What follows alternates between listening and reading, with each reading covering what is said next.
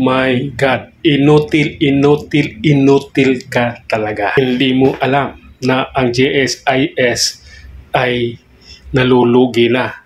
So ano ngayon? Anong ibig mong sabihin? Ikaw yung presidenteng walang alam? Ikaw yung presidenteng ubod ng inutil? Diyos ko po, kawawang Pilipinas. Paano na yan mga kababayan? Paano na ito?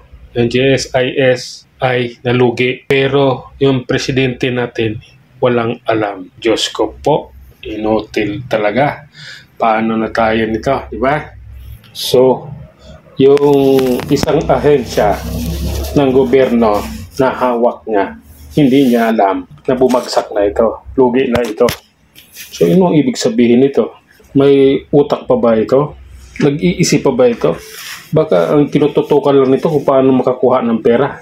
Kung saan pwede mangutang para may bulsa. Paano na tayo mga Pilipino nito? Ha? Tayo mga Pilipino, kawawa tayo. Yung presidente natin, napakalaking inutil. Akalain mo, hindi niya alam yan na dapat yan yung pangunahin niyang alam dahil siya ang Pangulo. Siya ang presidente, dapat lahat ng nasa paligid niya, alam niya. Hindi yung may nangyari ng hindi maganda, wala pa rin siyang alam.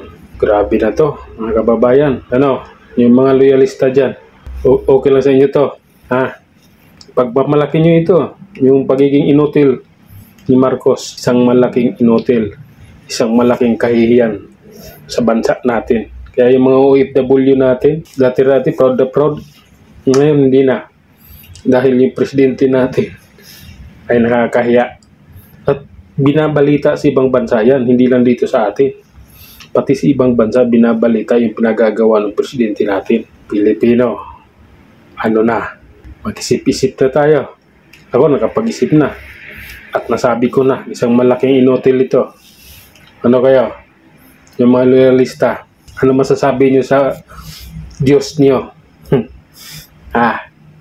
Okay lang yan sa inyo kasi ang alam ko habang sumasahod kayo, wala kayong pakialam sa nangyayari.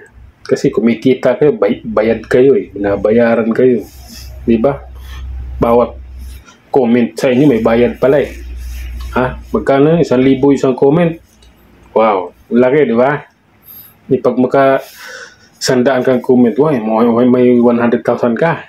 Kaya pala yumayaman kayo Bukas makalawa, atakihin din kayo ng high blood, mga putang ina nyo. Presidente natin, inutil. Yung ano ninyo, yung Diyos-Diyosan ninyo, ay napakalaking inutil. Hanggang dito na lamang mga idol, hanggang sa muli. Maraming salamat.